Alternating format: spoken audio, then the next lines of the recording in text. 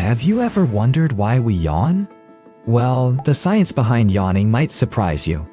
Yawning has traditionally been seen as a sign of boredom or sleepiness, but as it turns out, it may serve several important functions. For instance, yawning is linked to brain cooling, where the act helps lower brain temperature and stimulate alertness.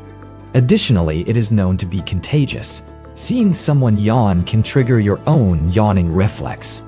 Moreover, yawning might even play a role in social communication, signaling to those around us about our emotional state. So, the next time you find yourself yawning, remember, it is not just a simple act, it is your body doing some fascinating work.